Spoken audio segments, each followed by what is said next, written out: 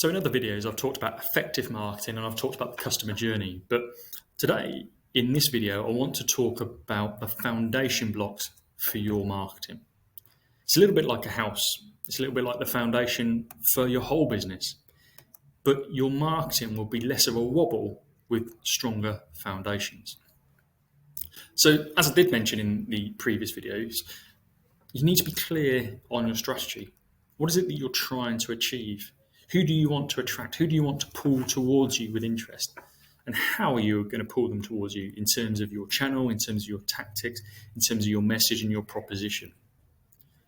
And what have you learned from your customer feedback that continues to tweak that value proposition you have? And it may be phrases that you use. It might be images that you use. Remembering that some of our customers love to see pictures. Some of our customers like to see the detail in the copy, and some just like to have the audio. And do you encourage reviews on Google, Trustpilot or Facebook, for example, to say, okay, well, this is how we're capturing information and feedback? Because once we have got that review from our customer, that might give us some detail about how we can tweak our proposition.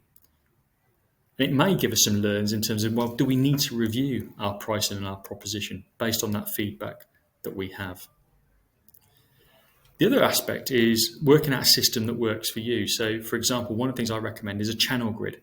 So it's what channel is giving you what results for each of your products or your services. So across the top is all the channels that you could take your product or service to market or what you're using. And down the side is a list of those products or services that you're offering. And it becomes very visual on what is actually working for you if you're tracking numbers or color coding to say what's working. But then also set targets for what you need or what you want for your investment to return in each of those channels. And then you can measure actual versus target. And do those targets meet your financial forecast expectations? So if you're saying, okay, well, I want 10 leads, but the average sale value is Y value, then okay, does that give me the return, what I'm forecasting for that return on investment for that day, that week, that month? And what do you want each of those channels to therefore then deliver, not only in terms of customers, but also the activity, so the lead numbers that you want? So for example, you might want 10 customers, but the activity might be referrals, it might be recommendations from customers, it may be attending certain events or a certain digital activity that you need to do in terms of Google Ads, etc. What are the channels generating for you? What activity do you need to give you the lead numbers you want? Then I also encourage you to take an asset review. So look at your marketing assets that you have, whether that's print materials, digital materials, and say, okay, are they to standard? Are they speaking relevantly to my target audience? And consider areas such as the elements to review your plan and looking at all this marketing collateral so that, like I say, is it fit for purpose? Is it, if you were to put yourself in your customer's shoes and you were looking at your website, your social media, your Google Places, for example, or your print materials, would it be relevant to my pain, problem, fear, want, need, or desire as a customer? And be honest and reflect on how effective it would be for you. And also be ultra critical on your follow-up process. Are you following up as efficiently and effectively as you can? Are you actually following up? Are you fearful of following up? Do you not like picking up the phone, so you rely on email, and therefore, surprise, surprise, people are deleting the emails and ghosting you? But also remember, not everyone is ready to buy today, but you need to be top of their mind for when they are. And if they're saying no, they're not saying necessarily no to you personally, and they're not necessarily saying no to your proposition or your offering right now, and they're not saying no to your price right now. It just may be that they're not ready to buy right now. So how do you keep yourself in second place or in the next position to take over their business in the future?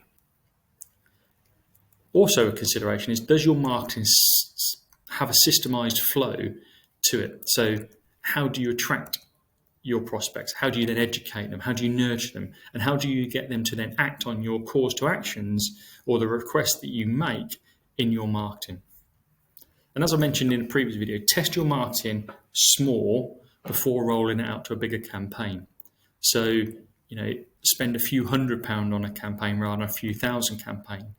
And then it may be that you're getting results for a few hundred, and if you replicate that up, you should get similar results. But make sure you're setting a specific outcome target for your marketing campaigns.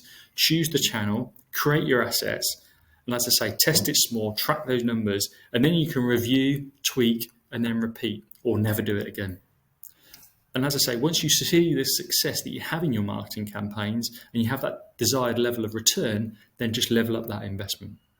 So what are you doing to drive the traffic towards your offering with a compelling message? And there are so many marketing pillars and tactics that we could be using, and I could give you a list of over 50 different ways that you could pull business towards you. But find what works for you and have that focus on 3 to 5 at any particular time. And if you double down on those areas, what I call the bullseye of your marketing, you know that they're your ways of generating income and revenue for your business, then just double down on those, make more income. And as I said in a previous video, spend 80% of your time on those activities and those channels, and then 20% of testing something new.